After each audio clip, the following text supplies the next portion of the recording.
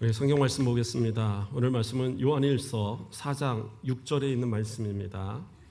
신약성경 391페이지 요한일서 4장 6절 말씀 제가 봉독해 드리겠습니다. 우리는 하나님께 속하였으니 하나님을 아는 자는 우리의 말을 듣고 하나님께 속하지 아니한 자는 우리의 말을 듣지 아니하나니 진리의 영과 미혹의 영을 이로써 아느니라. 아멘. 이 시간 시온 찬양대에 찬양 있겠습니다.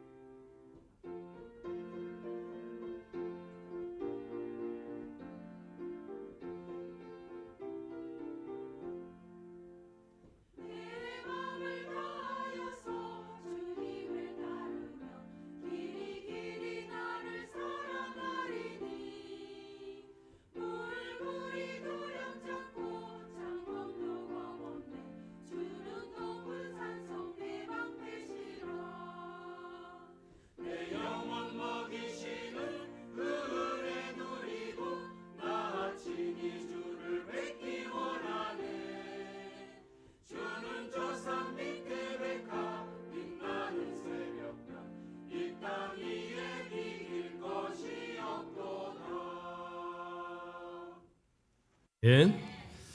오늘도 이 찬양을 통해서 우리 하나님 영광 받으신 줄 믿습니다. 감사합니다. 우리 옆분과 인사하겠습니다. 사랑합니다. 환영합니다. 잘 오셨습니다. 반갑습니다. 예, 그래요. 앞뒤로도 좀 인사 좀 하시고, 예, 그래요. 예, 감사합니다. 오늘 이제 우리 함께 말씀을 나누겠습니다. 오늘은 하나님께 속하라라는 제목으로 함께 말씀을 나누도록 하겠습니다. 우리가 속한다는 말을 보통 어느 때 씁니까? 어디에 속했다, 누구에게 속했다, 뭐 이런 말들을 쓰잖아요. 제가 이 속한다는 말이 보통 어디에 쓰이나 한번 찾아봤어요.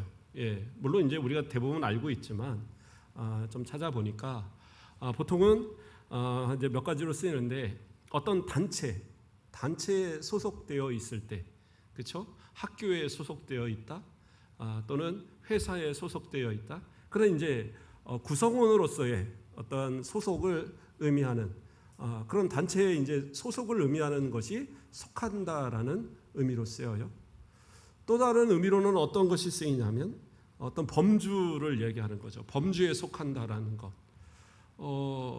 참외, 수박 이런 거 있잖아요. 이게 과일입니까? 채소입니까? 옛날에 이거에 되게 그 논쟁이 많았거든요. 왜냐하면 과일은 나무에서 열리는 거를 과일이라고 그래요. 근데 넝쿨에서 열리는 건 과일이라고 그러지 않습니다. 채소잖아요. 오이 같은 거는 넝쿨에서 맺잖아요.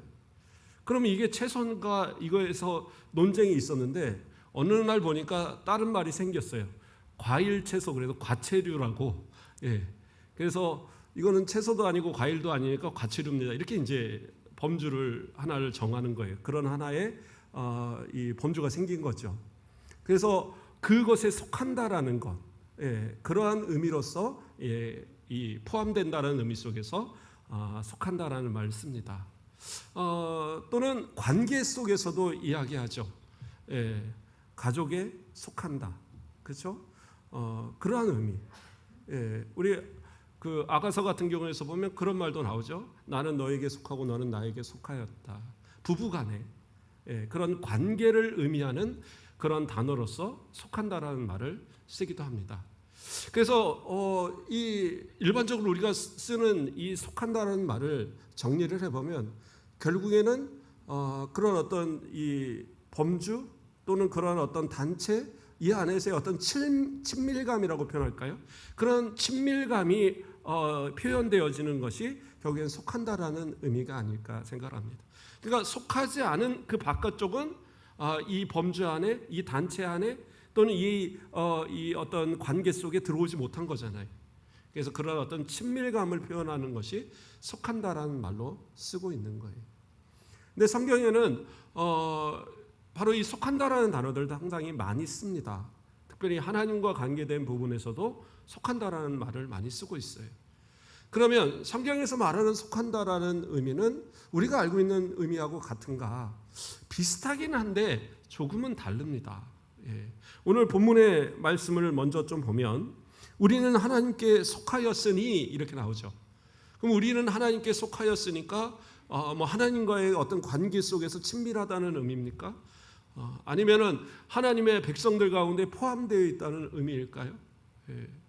아니면 우리 뭐 교회 안의 성도로서의 어떤 그런 가운데 하나 뭐 이러한 의미로 쓰였을까요? 근데 원어의 의미는 어떤 의미를 갖고 있냐면 하나님으로부터 있다 이런 의미로 갖고 있어요. 그러니까 하나님으로부터 있다. 그냥 우리가 생각하는 것처럼 속한다. 왠지 그 속한다라는 것은 우리가 우리의 어떤 노력이나 우리의 어떤 힘으로 이렇게 들어가는 것처럼 여겨지잖아요. 근데 여기서 말하는 속한다라는 것은 하나님께 속한다라는 것은 하나님으로부터 있다라는 의미예요. 그러니까 존재의 근거가 누구냐? 하나님이시라는 것을 표현하고 있는 거예요. 그러니까 이 내용에 있어서는 마치 우리가 하나님께 속하는 것처럼 여겨지지만 그게 아니라 하나님 안에서 우리는 존재하는 하나님으로부터 존재하는 하나님으로부터 있는 그 상태를 속한다라고 표현하고 있는 거예요. 그러니까 조금 더 우리가 생각하는 것보다는 더 친밀하고 어떻게 보면 더 끈끈한 관계를 표현하는 단어가 될 것 같아요. 우리가 그런 말을 하잖아요. 시도둑은 못한다. 예, 옛날부터 있는 속담입니다. 뭐 여러 의미로 쓰이겠지만 가장 기본적인 의미는 뭐냐? 아버지와 아들, 엄마와 딸이 그냥 보면 닮는다라는 거죠. 예. 저희 큰아이가 어렸을 때 청년들이 참 이뻐했어요. 그래서 특히 여자 청년들이 맨날 안고 다니고 예, 저를 닮아서 잘생겼거든요. 아닌가요? 예. 그랬는데 여자 청년들이 데려가면 막 하루 종일 데리고 놀아요. 그러다가 이제 데려다 주고 그랬는데 어느 날 어느 여자 청년이 저한테 그러는 거예요. 하는 말이 목사님 제가 요한이를 너무 이뻐하는데 뽀뽀를 해주려고 딱 하는 순간 그 얼굴에 제 얼굴이 딱 떠버린대요. 그러니까 이 뽀뽀를 해주려고 그러다가 목사님 얼굴이 딱 보이니까 더 이상 뽀뽀를 못 하겠더라고. 예. 그래서 그런다는 얘기를 하더라고요. 이게 왜 그래요? 아빠하고 아들이니까 닮는 건 당연한 일이잖아요. 예. 그렇지 않아요? 예. 어디서 막 뛰어다녀도 보면 그 누집 자식인지 대부분 보면 알아요. 그렇지 않습니까? 그것이 결국에는 그러한 관계 속에서의 속한다라는 의미 속에 함께 있는 거죠. 하나님께로부터 있다라는 것은 우리의 기원이 하나님께 있기 때문에 우리는 어떻게 돼요? 하나님을 닮아야 되는 거죠. 그러니까 하나님께 속한다, 하나님으로부터 있다라는 것은 우리가 하나님을 닮았다라는 것을 전제로 하고 있는 거예요. 우리가 예수 그리스도를 믿어서 구원받은 이것이 우리의 선택적인 부분들이 있을까요? 물론 우리가 외적으로 볼 때는 우리의 선택을 한 것처럼 여겨져요. 그렇죠? 누군가가 교회를 데려왔어도 내가 그래 내가 그것을 생각해서 오케이 했으니까 내가 오는 거지, 이런 생각을 하기 쉬워요. 또 어떤 분은 아무도 나를 전도하지 않았는데 그냥 내가 가고 싶어서 왔다는 거예요. 도대체 교회가 궁금해서 내가 그래 한번 가주지, 그러고부터 신앙생활을 했다는 분도 있어요. 또 어떤 분들은 이 교회를 누군가가 정말 사정을 해서 한 번만 와달라고 사정을 하니까 그래 한번 가줄까? 그러고 갔는데 그날따라 말씀이 재밌어서 이 말씀 재밌는데 한번 또 가볼까? 이러다가 한 번 듣고 두 번 듣고 세 번 듣다 보니까 자꾸만 듣고 싶어서 가게 되었다. 뭐 이렇게 얘기하는 사람들도 있어요. 근데 그것이 내가 한 것 같지만 성경은 그렇게 이야기하지 않아요. 어떻게 해요? 창세 전부터 우리를 택하시고 우리를 구원하시기로 예정하신 그 예정 가운데에 우리를 불러서 그리스도 안에서 우리를 하나님의 자녀로 삼아 주신 거예요. 그렇죠? 그래서 에베소서 1장 4절에서 5절 말씀에 이렇게 말씀합니다. 곧 창세 전에 그리스도 안에서 우리를 택하사 우리로 사랑 안에서 그의 앞에 거룩하고 흠이 없게 하시려고 그 기쁘신 뜻대로 우리를 예정하사 예수 그리스도로 말미암아 자기의 아들이 되게 하셨으니. 누구의 아들이요? 하나님의 아들이. 그 아들이라고 하니까 저 딸은 다 버린 자식인가요? 그게 아니라 아들에 다 포함이 돼 있는 거예요. 딸도 다 포함이 돼 있고. 그래서 우리 지금 이 자리에 계신 우리 성도들이 지금 하나님 앞에 이렇게 예배하는 것, 하나님의 택하심과 하나님의 예정하심 가운데 지금 예배하고 있다라는 거예요. 내가 어떻게 예수 그리스도를 구주로 고백하게 되었는지, 어느 때부터 있는지 명확하게 아는 사람은 많이 없을 거예요. 저도 마찬가지. 저는 모태신앙이라서 어려서부터 항상 그냥 당연한 것처럼 예수 그리스도를 믿었고 하나님을 당연한 것처럼 아버지라고 불렀고, 그렇잖아요. 어린아이가 생각할 때 우리 아버지도 아버지인데 하나님도 아버지라고 그러는데 우리 아버지도 하나님을 아버지라고 부르고 할아버지도 하나님을 아버지라고 부르고 이상할 만도 한데 전혀 이상한 생각도 들지 않았던 것 같아요. 그냥 당연한 것처럼 그렇게 믿어졌고, 뭐 학교 갔다 심심하면 친구라고 놀다가 오늘은 교회 가서 좀 놀아볼까? 교회 아무도 없어도 그냥 교회 가서 앉아서 놀고 하나님 앞에 그 기도도 드려보고 뭐 그랬던 이 어린 시절들이 있어요. 그런데 가만히 생각을 해보면 사춘기 시절 또는 학교에서 배우는 지식과 이런 충돌 여러 가지에 있어서도 분명히 하나님 앞에 의심을 하거나 아니면 반항을 하거나 교회를 멀리하거나 이럴 기회가 있었을 텐데도 정말 저는 하나님께서 이 목사님을 만드시려고 그랬는지 그런 뭐 방황 같은 것도 없었고 그리고 그냥 살아왔어요. 그런데 왜 그렇게 하셨을까? 왜 그렇게 되어졌을까? 바로 하나님께서 내 안에 성령을 두셔서 성령께서 내 안에 계시니까 나로 인하여 예수 그리스도를 부인할 수 없고 하나님을 부인할 수 없도록 만드는 거죠. 그러니까 이것은 내 노력이나 내 수고가 아니라 창세전부터 하나님께서 택하시고 사랑 안에서 예수 그리스도 안에서 우리를 하나님의 자녀 삼아 주셨으니까 그러니까 우리는 하나님을 부인할 수 없는 거예요. 어떤 분들은 그럴 거예요. 저는 아직 생각해 보니까 저는 뭐 그렇게 하나님을 잘 믿는 것 같지도 않고 내 안에 성령이 계신지 아닌 계신지도 잘 모르겠고 그러면 혹시 저는 버린 자식인가요? 그렇지 않아요.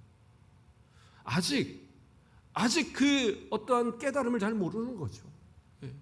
내 부모에 대한 의심을 갖는 그런 경우도 많이 있잖아요. 그렇지 않아요. 옛날에는 어른들이 왜 그렇게 장난을 쳤는지 뭐라 그러면 너 다리 밑에서 주워왔다고 그러고 내가 봤다고 그러고 처음에는 아니야 하다가 나중에는 진짠가?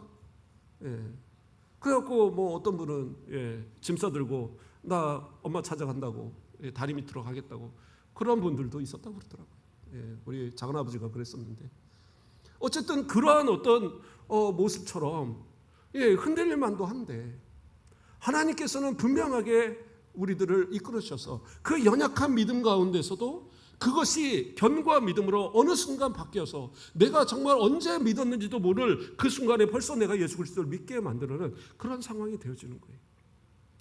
작고 연약하다, 그건 문제가 되지 않아요. 믿음이란 씨앗 하나만 뿌려지면, 그것이 제대로만 심어지면 그거는 진짜 빼도 박도 못하고 하나님의 자녀로 딱 인치심이 되는 거예요.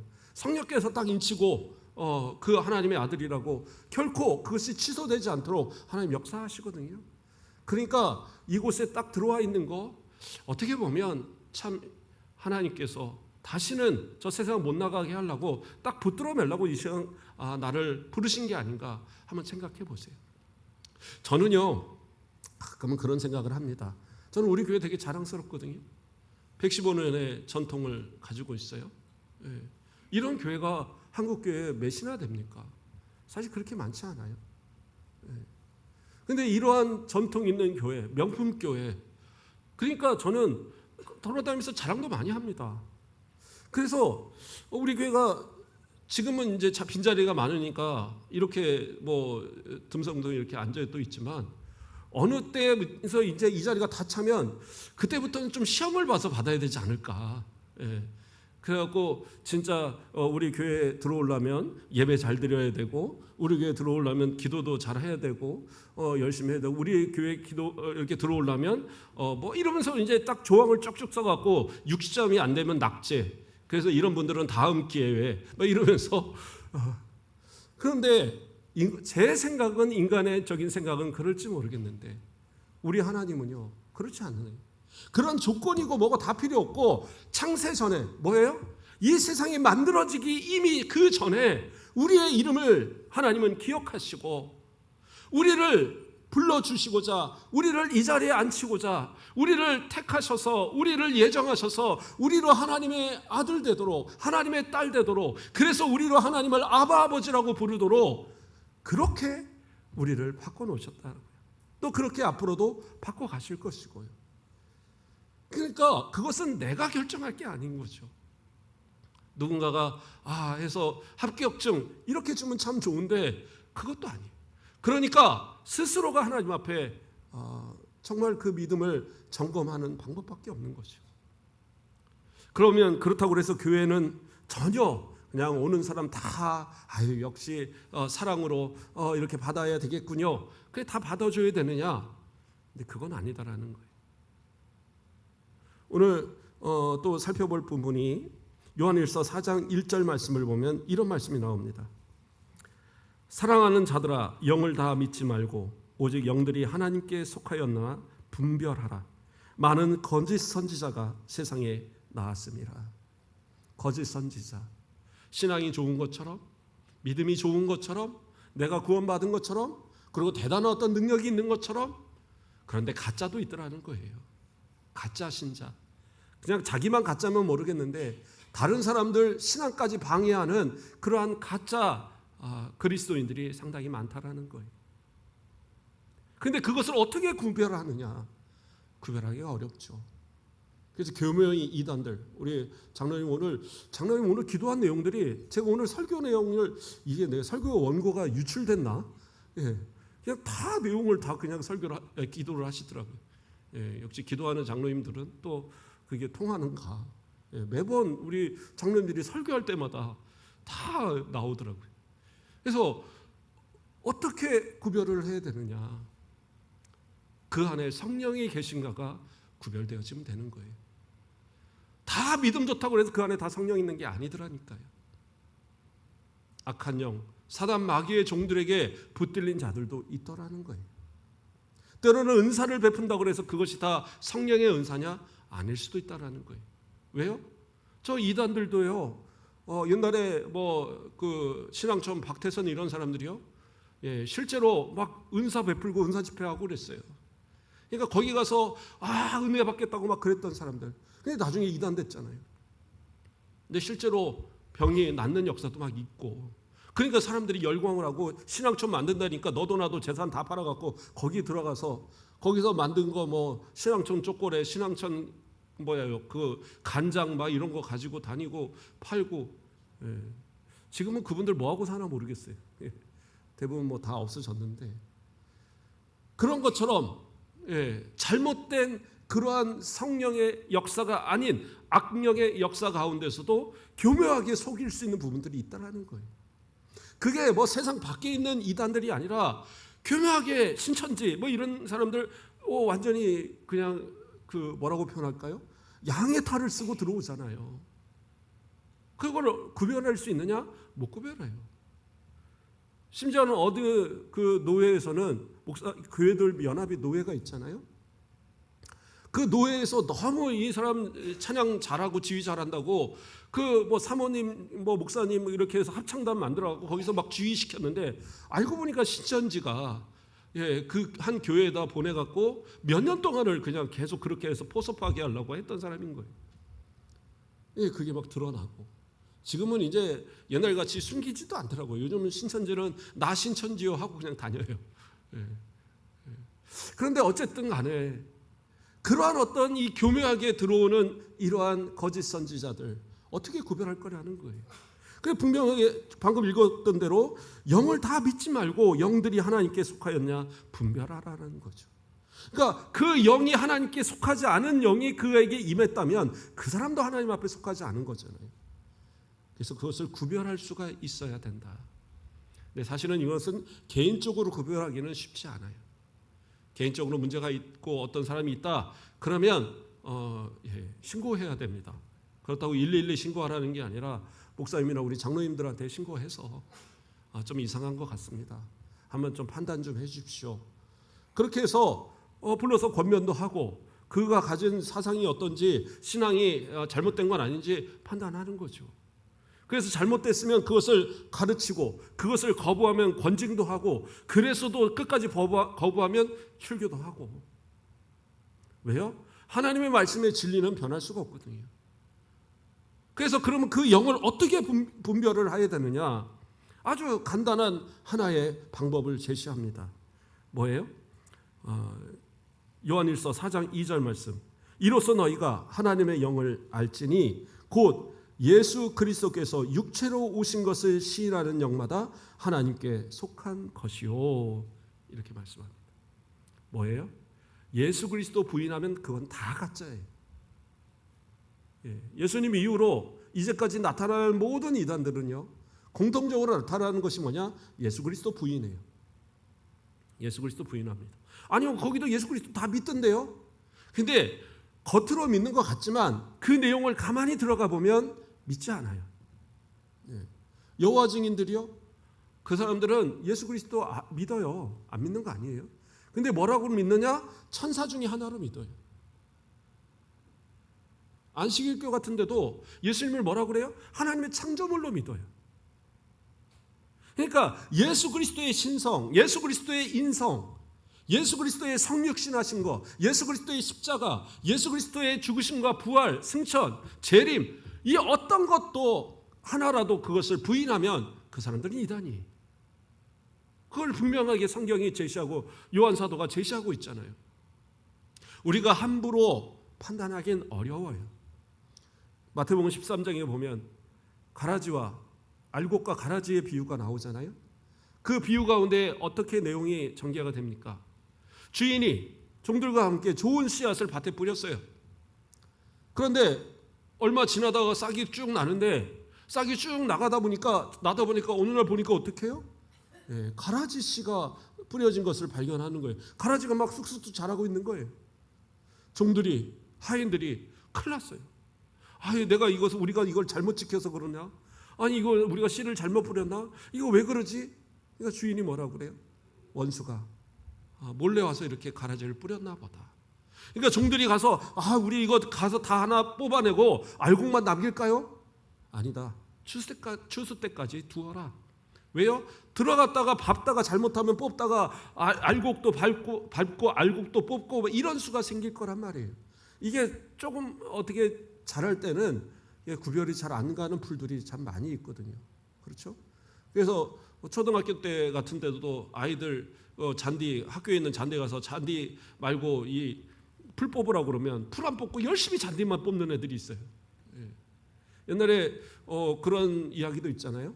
어떤 사람이 그 관리가 이제 고향으로 낙향해서 농사를 지려고 큰 이제 논에다가 농사를 짓는데 열심히 이제 모를 다 심어 놓은 거예요.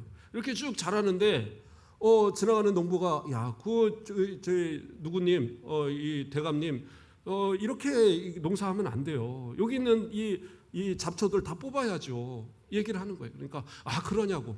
그래갖고 하루 종일 가서 잡초를 다 뽑은 거예요. 그렇게 보니까 야, 이제 아주 풍성한 이 벼들만 딱 남았다고 기분 좋아하는데 알고 보니까 들어가서 제일 튼실한 애들만 남기고 비실비실한 애를 다 뽑아버렸네요. 뭐예요? 피가 자랐는데 피는 다 자랄 때가 꼿꼿하게 올라가잖아요. 예. 근데 벼들은 대부분 좀 자라는 것 같다가 이파리 더 퍼지고, 예, 또 이삭도 나오면 쓰러지고, 다 이게 이제 벼잖아요. 그러니까 보기에 제일 부실한 애들만 싹 뽑아버리니까, 예, 이 벼는 다 뽑고 피만 남겼다라는 그런 전설이 있어요. 그런데 잘못하면 교회 안에서 그런 경우도 있다는 거죠. 모두가 알곡같이 보인다 그래서 알곡이 아닌 경우도 있지만 때로는 피같이 보이지만 그것이 알곡인 경우들도 있다는 거예요. 우리가 판단하기에는 그 열매가 맺어지고 열매가 다 자라기 전까지는 잘 모르는 경우가 더 많은 거예요. 그래서 내가 판단해서 저 사람은 예수 믿어서 구원받을 사람, 저 사람은 지옥 갈 사람, 이걸 우리가 어떻게 판단해요? 교회도 판단하기가 쉽지 않고 목회자도 판단하기가 쉽지 않아요. 그러나 어떨 때에 교회를 해를 가할 때에 예수 그리스도를 부인하고 교회를 그것으로 인해서 병들게 만들 때 그때에는 분명히 그들에게 있어 징계하고 권징하고 교회를 건강하게 만들어야 될 분명한 이유가 있죠.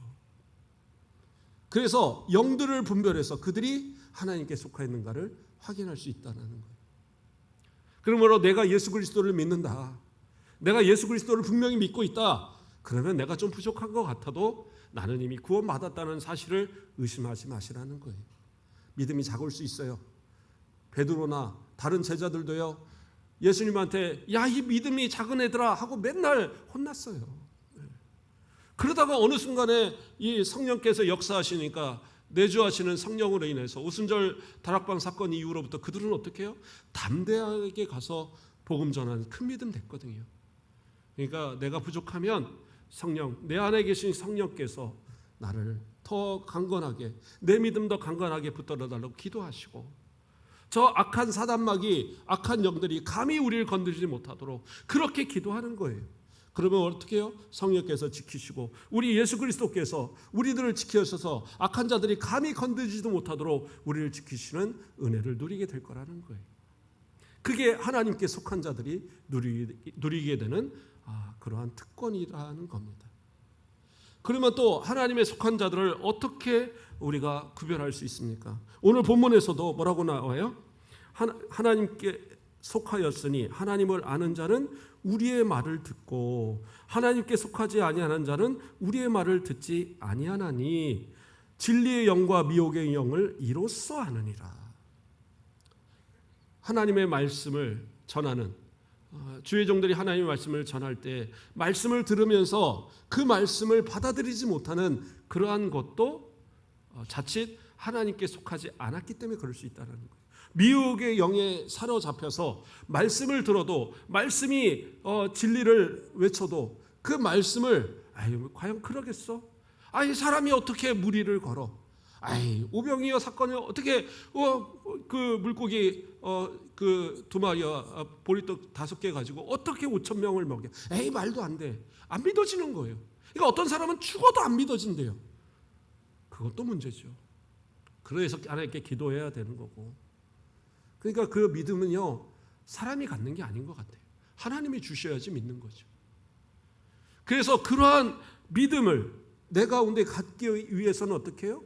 그것이 하나님의 말씀이 계속적으로 들어와야 되고 그 말씀을 더 가까이 하면 가까이 할수록 그 말씀이 어느 순간 내게 믿어지는 거거든요. 그래서 진짜 하나님께 속한 자들, 진짜 하나님의 자녀된 사람들은 어떠한 사람들이냐? 하나님의 말씀을 아멘으로 받는 그러한 성도들이다라고 말하고 있는 거예요. 예수님께서도 말씀하셨어요. 뭐라고 그랬어요? 요한복음 8장 47절에 하나님께 속한 자는 하나님의 말씀을 듣나니 너희가 듣지 아니함은 하나님께 속하지 아니하였음이로다. 예수님께서도 직접 하신 말씀이. 그러면 어떤 분들은 얘기할 거예요. 목사님, 말씀을 잘 전하셔야지 말씀을 잘 듣죠. 목사님 말씀을 잘 전해서 그냥 진짜 찰떡까지 해줘야지, 그래야지 내가 듣는 거지. 목사님이 잘 못 전해서 그런 걸 왜 우리한테 그럽니까? 그래요, 그럴 수 있죠. 그래서 목회자도 항상 고민하고, 목사님들이 모이면 맨날 하는 얘기가 어떻게 하면 설교를 더 잘하지?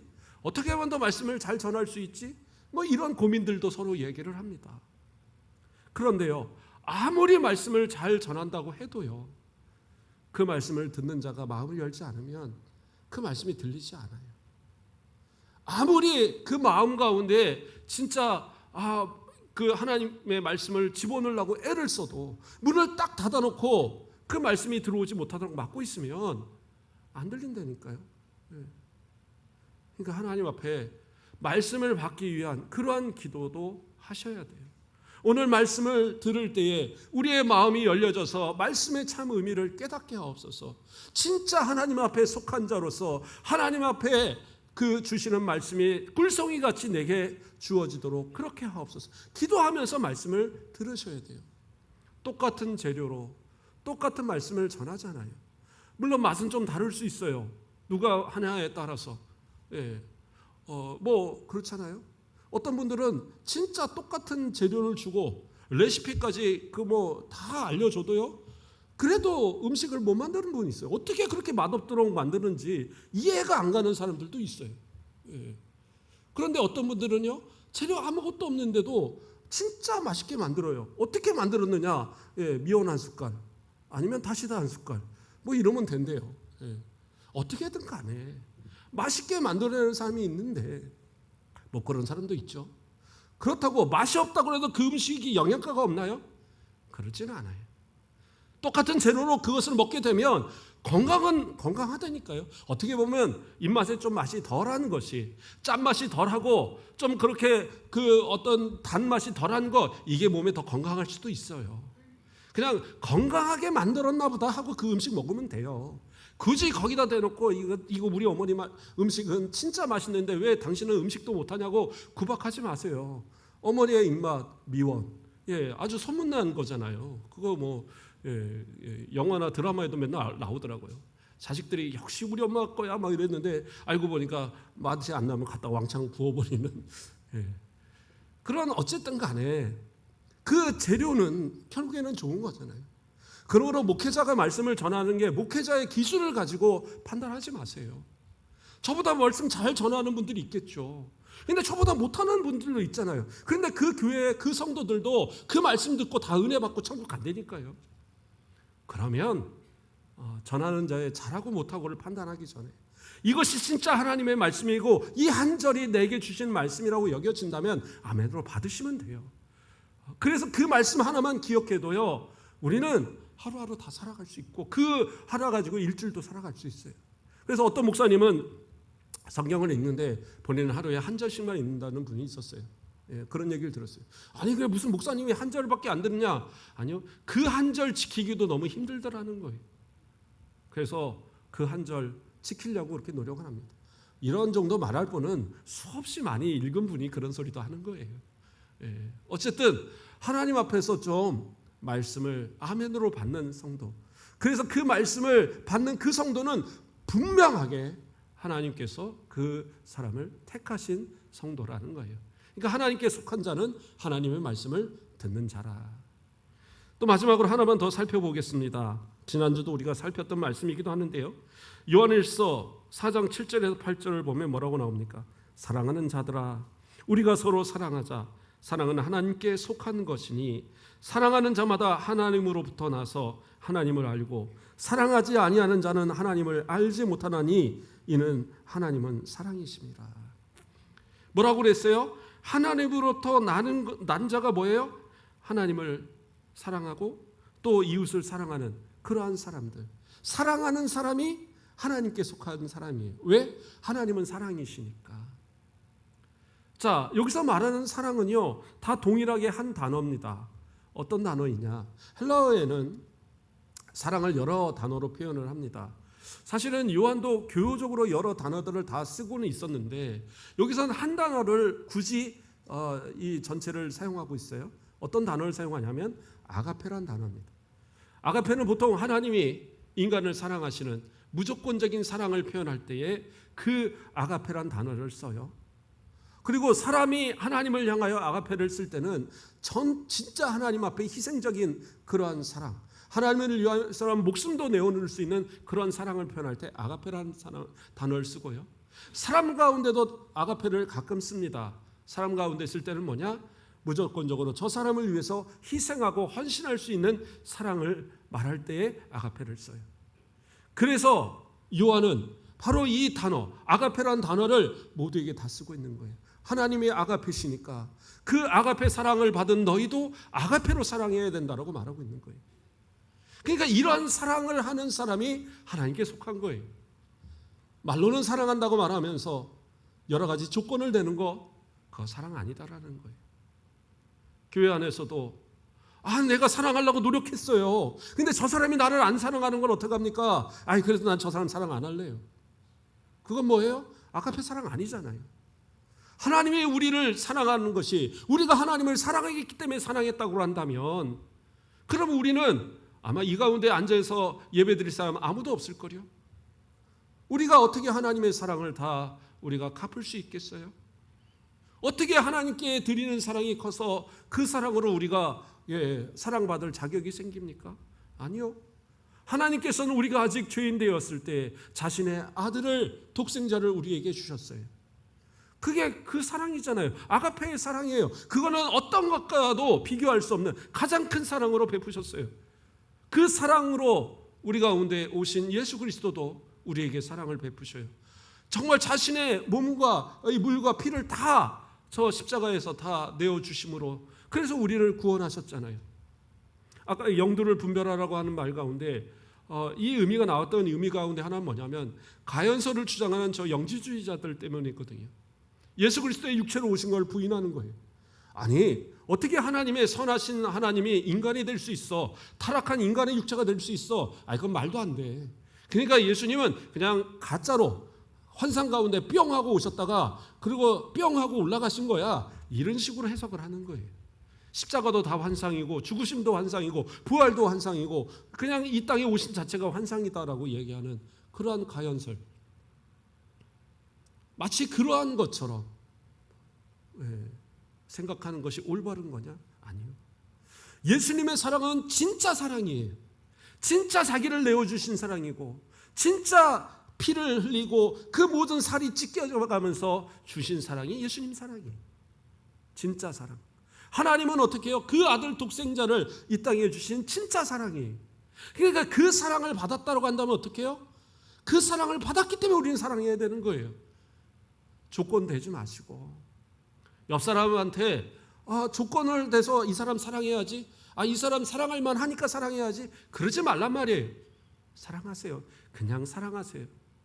그냥 완전히 마음이 문드러지고 정말 가슴이 문드러져도 사랑하세요. 우리 자식 그렇게 사랑하시잖아요. 내 자식 사랑하는 것처럼. 저는 자식도 그렇게 사랑 안 하는데요. 그러면 좀 문제죠. 진짜 사랑 몰라서 그런 거예요. 아니요.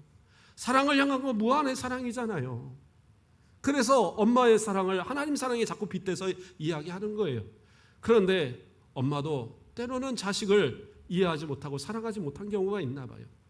그러니까 우리 하나님 뭐라 그래요? 젖먹이 아이를 어떻게 그 어미가 잊어버리겠느냐. 혹시 잊어버릴지라도 나는 너희를 잊어버리지 않겠다라고 말씀하시는 것이 하나님의 사랑. 그렇기 때문에 진짜 하나님의 사랑 받았다면 우리 그렇게 사랑하는 것. 그래야지 우리는 하나님 앞에 속한 자들이다라는 거예요. 우리 옆분들한테 한번 인사하면서 한 번만 더 이야기합니다. 내가 죽도록 사랑하겠습니다. 진짜 사랑하겠습니다. 시키니까 합니다. 진짜 사랑으로, 가짜 사랑 말고. 우리 성도들 가운데 누가 아파요? 제가 기도하지 않겠습니까? 저 병원에 있어요. 오세요. 그럼 안 가겠어요?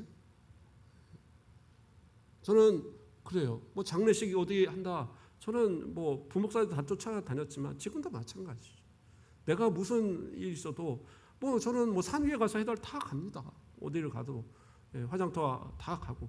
어떤 목사님들 보니까 아유 화장터 못 하러 가. 그냥 발인 예배하고 끝나지. 이런 분도 계시더라고요. 그분이 잘못됐다는 건 아니고. 그러나 진짜 성도들을 위해서라면 저는 그럴 것 같아요.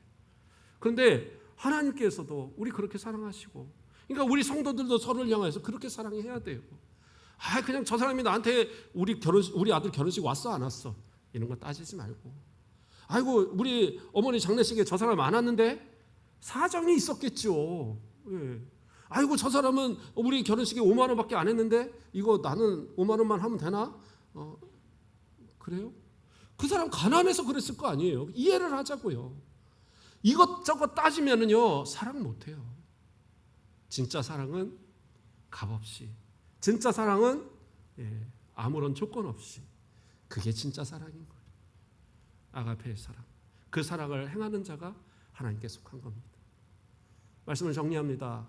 하나님께 속했다라는 것은 하나님으로부터 존재하는 자들, 다시 말해서 하나님으로부터 난 하나님의 자녀들이에요. 그렇다면 우리는 어떻게 해요? 하나님의 사람답게 하나님을 닮은 모습으로 하나님의 말씀에 순종하면서 하나님의 사랑으로 그 사랑을 증거하면서 살아가는 것이 진짜 하나님 앞에 속한 자들의 바로 증거가 되어지는 거예요. 우리가 하나님께 속하였는가를 스스로 돌아보고 진짜 하나님께 속한 자로서 살아가시는 저와 여러분 되시길 주님의 이름으로 축원드립니다. 기도하겠습니다. 사랑의 하나님, 감사를 드립니다. 우리를 사랑하여 주시고 날마다 하나님의 은혜 가운데 지키시고 보호하여 주심을 감사드립니다. 우리가 무엇이간데 사랑하는 아들을 우리 가운데 주시며, 우리가 무엇이간데 예수 그리스도께서 그 몸까지 다 내어주시며 물과 피를 다 쏟으시면서까지 사랑하시는지, 이 사랑 받았사오니 우리도 사랑을 전하게 하시고 우리도 하나님의 말씀을 따라 순종하며 살아가게 하시고, 악한 자들에게 미혹되어져서 하나님 저버리고 저 세상에 함께 연합하여 세상 멸망할 때 함께 멸망하는 그러한 우매한 자들 되지 않도록 하나님의 택하신 자들, 예정하신 자들, 구원받은 하나님의 백성, 하나님께 속한 자들로서 우리 담대하게 이 땅을 승리하며 살아갈 수 있도록 인도하여 주시옵소서. 감사합니다. 예수 그리스도의 이름으로 기도드립니다. 아멘.